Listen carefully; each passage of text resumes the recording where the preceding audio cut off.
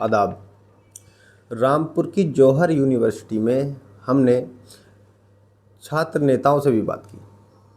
धरने के दौरान छात्र नेताओं ने यूनिवर्सिटी और छात्रों के मुस्तकबिल दोनों को सरकार से बचाने की अपील की। छात्रों ने तमाम तथ्यों को सामने रखते हुए सरकार से अपील की कि कोई ऐसा समाधान निकाला जाए जिससे यूनिवर्सिटी भी बचे और छात्रों का मुस्तकबिल भी बचे। आइए देखते हैं छात्रों ने क्या कहा है। जी, अपना परिचय। मेरा नाम उसामा तैयब है। मैं 2019 में यहाँ से पास आउट हूँ और आपका नाम काशान मलिक है। आप 2021 में यहाँ से पास आउट हैं। अब हम दोनों ओल्ड बॉयज़ एसोसिएशन यानी एलमनाई एसोसिएशन में जिम्मेदारी पे हैं। आप सेक्रेटरी हैं, मैं जॉइंट सेक्रेटरी हूँ। अब आप सवाल करिए। जी, जौहर यूनिवर्सिटी को लेकर एक आदेश आया है जी। 40 में से 38 भवन जी। अवैध हैं, यानी उनका नक्शा पास नहीं है। मतलब भवन आप ये कह रहे हैं कि पूरी तरीके से अवैध है? हाँ, प्रशासन तो यही कह रहा है कि अवैध है, उनका नक्शा पास नहीं है। प्रशासन कह रहा है, का तो यही कहना है। प्रशासन पूरी तरीके से अवैध नहीं कह रहा। प्रशासन ये कह रहा है कि एक फ्लॉ है। मेरा सवाल सुनिए पहले। प्रशासन क्या कह रहा है? गलत जानकारी दे रहे हैं आप प्रशासन की तरफ से। नहीं, मैं क्यों दूंगा? प्रशासन ये नहीं कह रहा जो आप कह रहे हैं। क्या कह रहा है? प्रशासन ये कह रहा है कि बस इनके नक्शे पास नहीं है। अच्छा, बाकी वैधता बस पूरी नक्शे है। पास नहीं है तो बाकी वैधता एक पूरी मिनट, है। मैंने ये नहीं कहा कि यूनिवर्सिटी अवैध है।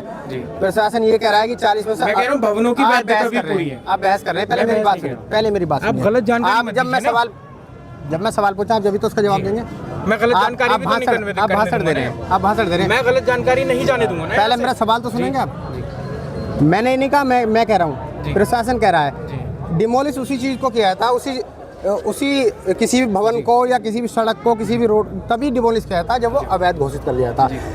नक्शा पास ना होना भी अवैध की कैटेगरी में आता। ठीक, आप अगर मेरी बात पर यकीन नहीं, प्रशासन की बात पर यकीन नहीं, वैसे प्रशासन का नुमाइंदा नहीं हो, प्रशासन का प्रवक्ता नहीं हूँ मैं तो जौहर यूनिवर्सिटी की आवाज़ उठाने के लिए आया हूँ। ठीक, आपका सवाल हो गया पूरा? हाँ, एक मिनट सुनो मेरी बात। तो मैं ये जानना चाहता हूँ, जैसे 38 भवनों पर उंगली उठाई गई जी। देश में कितनी यूनिवर्सिटीज़ हैं जिनके नक्शे पास हैं? बहुत सारी यूनिवर्सिटीज़ ऐसी हैं जो आज़ादी से पहले बनी हैं। क्या उनके भी नक्शे पास हैं? क्या उन्हें भी तोड़ा जाएगा? मुझे इसकी जानकारी नहीं है, लेकिन मैं विस्तार पूर्वक आपको इसका जवाब दे दूँ ना। मसला यह है कि एक यूनिवर्सिटी को बनाने के लिए बहुत सारी चीज़ों से गुजरना पड़ता है। University grant commission, pharmacy council of India, medical council of India, जो कि अब बिल्कुल सारे सर्वे होते हैं, देखते जाते हैं वो लोग। और फायर डिपार्टमेंट अपना अलग सर्वे करता है। हर डिपार्टमेंट अपना अलग सर्वे करता है। एजुकेशन का पूरा डिपार्टमेंट है अपना आप में। बहुत सारे मानकों पे जो है यूनिवर्सिटी को मापा जाता है। एक मानक है जिसको प्रशासन ने कहा है कि वो पूरा नहीं हो रहा है। बाकी मानकों पे तो यूनिवर्सिटी चल रही है, वरना यूजीसी चलने नहीं देता। कैसे चलने देता है यूनिवर्सिटी अगर मानक पूरे नहीं हो रहे? एक मानक है। अब मैं आपको हवाले देता हूँ कॉन्स्टिट्यूशन का। कॉन्स्टिट्यूशन में आर्टिकल 15 है, वो क्या कहता है? इक्वालिटी बिफोर लॉ, यानी जितने हिंदुस्तान के शहरी हैं, कोई भी हो, सबको हक है बराबर, सबको बराबरी की नज़र से देखा जाएगा। लॉ सबके लिए बराबर होगा। जो आपने अपने सवाल का आखिरी हिस्सा था आपका कि क्या ये जो यहाँ पे डिमोलिशन का नोटिस दिया है, क्या ये और जगह भी चस्पा होगा या नहीं? तो इक्वालिटी बिफोर लॉ के मुताबिक तो ये बहुत गलत हो रहा है। आर्टिकल 15 के मुताबिक भाई, या तो आप तमाम चीज़ों की जानकारी सार्वजनिक करिए और सार्वजनिक करने के बाद हमें पता चले कि किस किस के नक्शे अवैध हैं। अच्छा, दूसरा एक टेक्निकल फ्लॉ और है कि 2024 में आरडीए बना है। 2024 से पहले आरडीए नहीं था, जिला पंचायत था। 2024 से लेकर अब 2026 का बीच है, 1.5 साल में खुद एडमिनिस्ट्रेशन कह रहा है कि हमारे पास 2 भवनों के नक्शे हैं। हमें और कुछ वक्त देते था, एक दिन में नक्शे पास हो जाते हैं। एजुकेशनल इंस्टीट्यूट के लिए तो बहुत ज़्यादा रियायतें भी होती हैं, कोई ख़ास फीस भी नहीं होती है, तो हमें और ज़्यादा वक्त दे देता। जब 1.5 साल पूरा हुआ, 5-5 साल दिए जाते हैं और जगहों को, आम जगहों को और ज़्यादा वक्त दिया जाता है, तो हमें पूरा मौका नहीं दिया गया। हम नक्शा पास कराने में पीछे थोड़ी हैं। हमने क्या तमाम चीज़ों से पास नहीं कराई हैं चीज़ें? हमने हर जगह से पास कराई हैं चीज़ें। हमारे किसी भी कागज़ में कमी नहीं है। और दूसरी सबसे गलत बात मैं आपके माध्यम से यहाँ कहना चाहता हूँ, आपने सवाल नहीं करा है लेकिन मैं उसको एड्रेस करना ज़रूरी समझता हूँ, और वो ये है कि बहुत से लोग ये कह रहे हैं कि इसको जो है एडमिनिस्ट्रेशन जो है अपने कब्जे में ले ले। बहुत से लोग कह रहे हैं कि इसका जो है नाम बदल दिया जाए। बहुत सारे सोशल मीडिया एक्टिविस्ट कह रहे हैं, ये बहुत गलत बात है। लीडर्स कह रहे हैं, ये सुप्रीम कोर्ट की जुरिस्डिक्शन के खिलाफ बात है। ये रूलिंग्स के खिलाफ बात है। माइनॉरिटी इंस्टीट्यूट को इतने आसानी तरीके से कोई एडमिनिस्ट्रेट नहीं कर सकता। गलत और सही एक अलग बात है, लेकिन ये कहीं नहीं जा सकता ना। ये कहा ही नहीं जा सकता। ये भी तो हमारे नहीं कहा क्यों नहीं जा सकता? कॉन्स्टिट्यूशन ने तहफ्फुज़ दिया ना इसका हमें। इसलिए नहीं कहा जा सकता। अगर सरकारी प्रॉपर्टी है, ठीक जी, सरकारी तो फिर प्रॉपर्टी सरकार नहीं है। मालिक, एक मिनट जी, जी। मैं बता रहा हूँ आपको, सुनिए। जी पहले टाइम क्या होता था, अब से 2000 सन 2000 से पहले बहुत सारे बैंक जी। प्राइवेट बैंक थे, जी। है ना जी। और 2000 से पहले की सरकार ने जो मनमोहन इसमें वो थे जी। फाइनेंस मिनिस्टर, है ना, उस सरकार ने बैंकों का निजीकरण करा। जी। यानी सरकारी बैंक जी निजी बैंकों को सरकार के दायरे में लाया गया, है ना।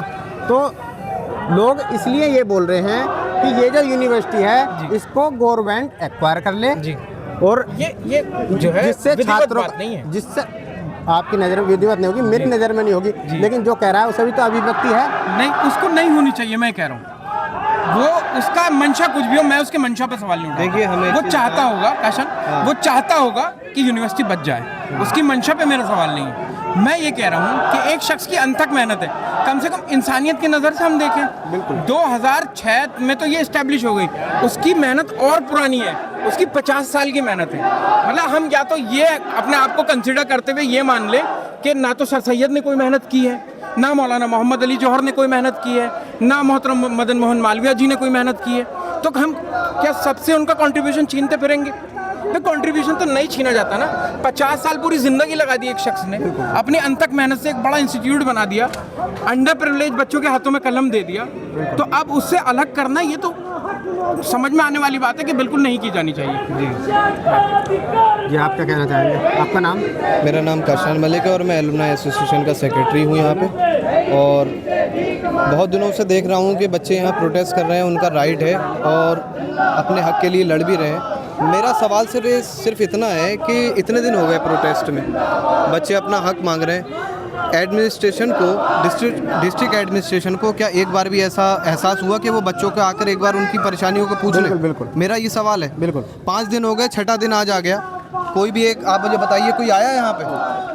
देखिए, एकमात्र यही रास्ता है जो प्रशासन को झुका सकता है, जी। ये तो सभी जानते हैं। जी। शांतिपूर्वक देखिए, हमें किसी को कुछ नहीं झुकाना है। मैं आपको नहीं मैं आपको एक बात बात के बताऊं लिए मना सकते हैं भाई, मुझे किसी से कोई परेशानी नहीं है, ना यहाँ के लोगों को किसी से कोई परेशानी है। जो जैसी अपनी पॉलिटिक्स कर रहा है वो करता रहे, लेकिन नफरत की वजह सिर्फ तालीमी इदारे नहीं होने चाहिए। बिल्कुल सही बात है। समझ रहे हैं? एक यूनिवर्सिटी जौहर यूनिवर्सिटी है, मैं अपनी बात पूरी करूंगा। जौहर यूनिवर्सिटी है, ऐसी बाकी सारे इदारे जो हैं, ये सवाल मैं भी उठा रहा हूँ। बाकी सारे इदारे जो हैं, कोई भी इदारा है उससे ये चीज़ें नहीं होनी चाहिए जो उसका टच जो है थोड़ा सा भी पॉलिटिकली होना चाहिए। सिर्फ ये मेरा कहना है। जी।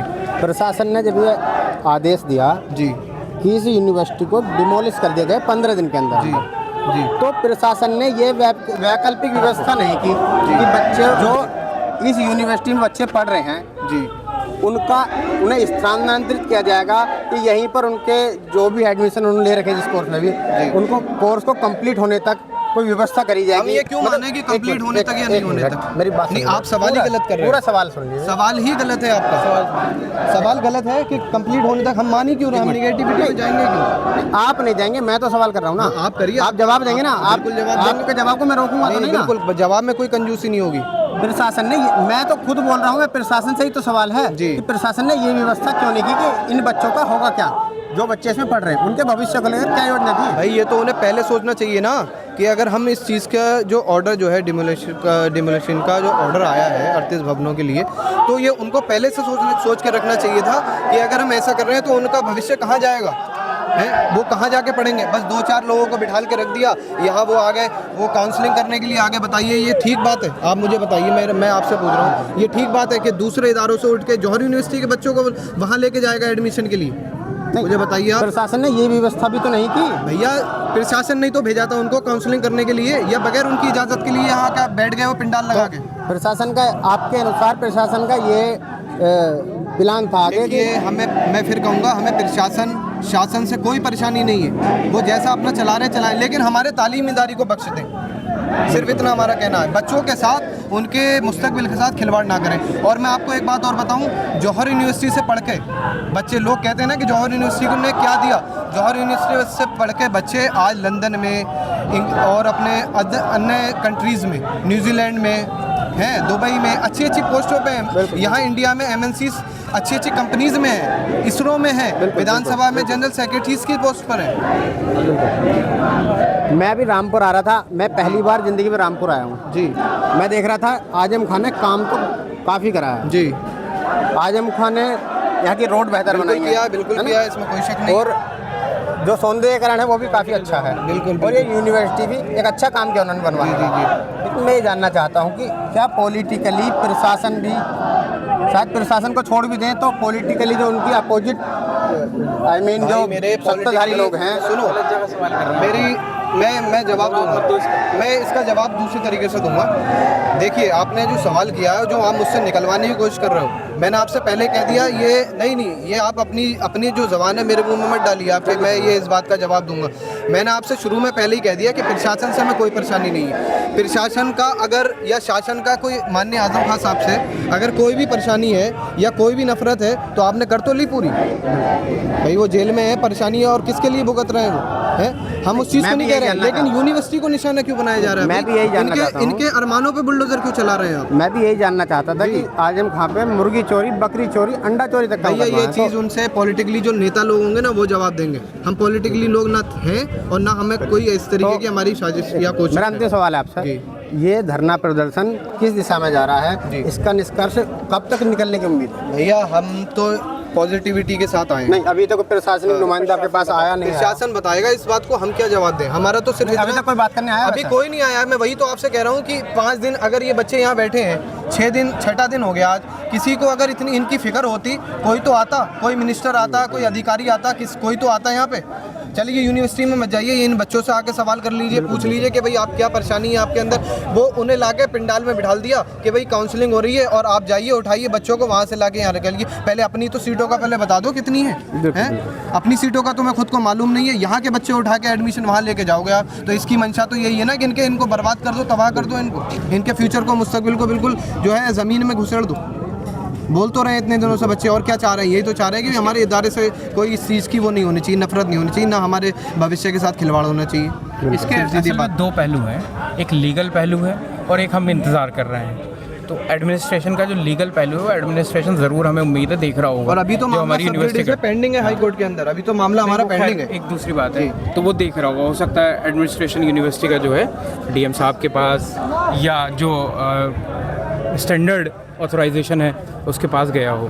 दूसरा ये है कि बहैसियत स्टूडेंट, जब हमें ये सामने से पता चलेगा कि डिमोलिशन हमारे कैंपस का होना है और उसकी वजह हमें ये बताई जाएगी, जो बहुत छोटी सी वजह है, तो हमें तो धक्का लगेगा। तो हम अपने से, अपनी समझ के मुताबिक जो समझ सकते हैं उसके अकॉर्डिंग आके यहाँ बैठे हैं, और इस उम्मीद के साथ आके बैठे हैं कि हो सकता है हम बच्चों को देख करके, हम स्टूडेंट्स को देख करके एडमिनिस्ट्रेशन अपना फ़ैसला बदले, हमसे आके बात करें, ना करें, खालिस फ़ैसला बदल दें हम, और ये डिमोलिश होने से बचे। मेन मकसद ये है। गलत, मैं भाई आपको बताऊँ, ये गलत जो रूमर यहाँ जो जाता है, यहाँ से मैसेज आता है कि भाई जो हिंदू मुस्लिम ये लोग करते हैं। मैं आपको अपने बीते टाइम का, जो उस दौर का, मैं आपको एक वाक़या थोड़ा सा बता देता हूँ जिससे आपको थोड़ा सा एहसास हो जाएगा। मेरे टाइम में, और जब हमारे भाई उसामा तैयब यहाँ थे और पढ़ रहे थे, तो उस टाइम में नॉन मुस्लिम बच्चों ने काफ़ी तादाद में एडमिशन लिया था, है उतना अब नहीं है लेकिन उस टाइम लिया था। जब वहाँ जो गरीब तबके के हिंदू बच्चे यहाँ एडमिशन लेकर आए थे, उनके पास फ़ीस के इंतज़ामात नहीं थे पढ़ने के लिए। उन्होंने सोचा कि भाई मेरे पास फ़ीस नहीं है, मैं कैसे यहाँ एग्ज़ाम दूंगा, पढ़ूंगा। तो उस टाइम में जब हॉस्टल में वो रह रहे थे ना, और जब वो उन्होंने सोचा भाई अब तो फ़ीस का पैसा नहीं है, खाना कैसे मिलेगा। मेरे अपने अल्फाज हैं ये, आप मेरे बात रिकॉर्ड कर लो, ऑन कैमरा मैं कह रहा हूँ कि मैंने अपनी प्लेट में उन हिंदू भाइयों को खाना खिलाया है, और मैं चाहता हूँ, मैं अपने हिंदू भाइयों से मोहब्बत रखता हूँ, और ऑन कैमरा ये कह रहा हूँ कि जितना हिंदू भाई है और वो चाहता है पढ़ना, वो जौहर यूनिवर्सिटी में आए, उसको एडमिशन मिलेगा और वो यहाँ पढ़ाई करेगा। ये मेरी जुबान है। ये बात आजम साहब ने भी कही है अपने बयानों में। वो कहेंगे, वो ही कहेंगे, और उनसे ही हमें ये चीज़ सीखने को मिली है, तालीमी इदारे को किस तरीके से आगे रन किया जाता है। ये बहुत जो सोच है ना, ये वही सोच हमारे अंदर जो है अंदर डेवलप हुई है। धन्यवाद आपको। जी बहुत शुक्रिया।